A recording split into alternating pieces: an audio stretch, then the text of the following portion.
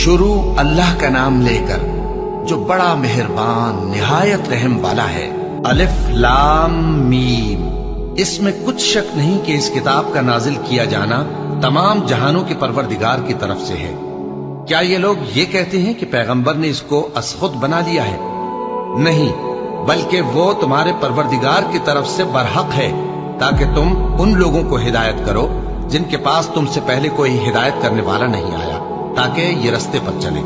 अल्लाह ही तो है जिसने आसमानों और जमीन को और जो चीजें इन दोनों में हैं सबको 6 दिन में पैदा किया, फिर अर्श पर जलवा अफरोज हुआ। उसके सिवा तुम्हारा न कोई दोस्त है और न सिफारिश करने वाला। क्या तुम नसीहत हासिल नहीं करते? वही आसमान से जमीन तक के हर काम का इंतजाम करता है, फिर हर काम एक रोज जिसकी मिकदार तुम्हारे शुमार के मुताबिक 1000 बरस होगी उसकी तरफ रुजू करेगा। इसी शान का है वो खालिक जो पोशीदा और जाहिर का जानने वाला है, गालिब है, बड़ा मेहरबान है। वही जिसने हर चीज को बहुत अच्छी तरह बनाया, यानी उसको पैदा किया और इंसान की पैदाइश को मिट्टी से शुरू किया, फिर उसकी नस्ल एक किस्म के खुलासे से यानी हकीर पानी से बनाई, फिर उसको दुरुस्त किया, फिर उसमें अपनी तरफ से रूह फूंकी और तुम्हारे कान और आंखें और दिल बनाए, मगर तुम बहुत कम शुक्र करते हो।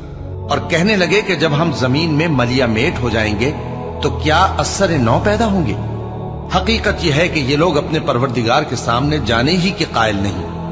कह दो कि मौत का फरिश्ता जो तुम पर मुकर्रर किया गया है तुम्हारी रूहें कब्ज कर लेता है, फिर तुम अपने परवरदिगार की तरफ लौटाए जाओगे और तुम ताज्जुब करो जब देखो कि गुनाहगार अपने परवरदिगार के सामने सर झुकाए होंगे और कहेंगे कि ऐ हमारे परवरदिगार, हमने देख लिया और सुन लिया, तू हमको दुनिया में वापस भेज दे कि नेक अमल करें, बेशक हम यकीन करने वाले हैं।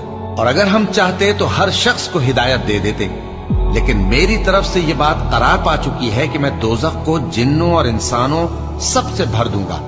सो अब आग के मजे चखो, इसलिए कि तुमने इस दिन के आने को भुला रखा था। आज हमने भी तुम्हें भुला दिया है, और जो काम तुम करते थे उनकी सजा में हमेशा के अजाब के मजे चखते रहो। हमारी आयतों पर तो वही लोग ईमान लाते हैं कि जब उनको इनके जरिए नसीहत की जाती है तो सजदे में गिर पड़ते और अपने परवरदिगार की तारीफ के साथ तस्बीह करते हैं और गुरूर नहीं करते। उनके पहलू बिछोनों से अलग रहते हैं, इस हाल में कि वो अपने परवरदिगार को खौफ और उम्मीद से पुकारते और जो कुछ हमने उनको दिया है उसमें से खर्च करते हैं। सो कोई शख्स नहीं जानता कि उनके लिए कैसी आंखों की ठंडक छुपाकर रखी गई है। ये उन अमाल का सिला है जो वो करते थे। भला जो मोमिन हो वो उस शख्स की तरह हो सकता है जो नाफरमान हो? दोनों बराबर नहीं हो सकते। जो लोग ईमान लाए और नेक अमल करते रहे उनके रहने के लिए बाग है। ये मेहमानी उन कामों की जजा है जो वो करते थे, और जिन्होंने नाफरमानी की उनके रहने के लिए दोज़ख है।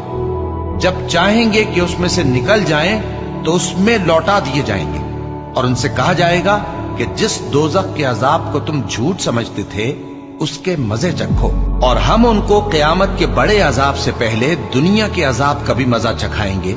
शायद वो हमारी तरफ लौट आए। और उस शख्स से बढ़कर जालिम कौन जिसको उसके परवरदिगार की आयतों से नसीहत की जाए तो वो उनसे मुंह फेर ले।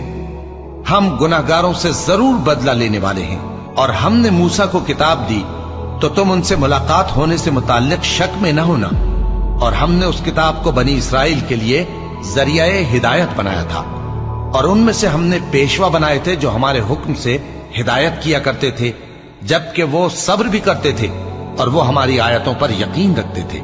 बिलाशुबा तुम्हारा परवरदिगार ही उनमें जिन बातों में वो इख्तिलाफ करते थे क़यामत के रोज फैसला कर देगा। क्या इनको इस अम्र से हिदायत न हुई कि हमने इनसे पहले बहुत सी उम्मतों को जिनके रहने के मकामात में ये लोग चलते फिरते हैं हलाक कर दिया? बेशक इसमें निशानियां हैं, तो ये सुनते क्यों नहीं? क्या इन्होंने नहीं देखा कि हम बंजर जमीन की तरफ पानी रवां करते हैं, फिर उससे खेती पैदा करते हैं जिसमें से इनके चौपाए भी खाते हैं और ये खुद भी खाते हैं? तो ये देखते क्यों नहीं? और कहते हैं अगर तुम सच्चे हो तो ये फैसला कब होगा? कह दो कि फैसले के दिन काफिरों को उनका ईमान लाना कुछ भी फायदा न देगा और न उनको मोहलत दी जाएगी। तो उनसे मुंह फेर लो और इंतजार करो, ये भी इंतजार कर रहे हैं।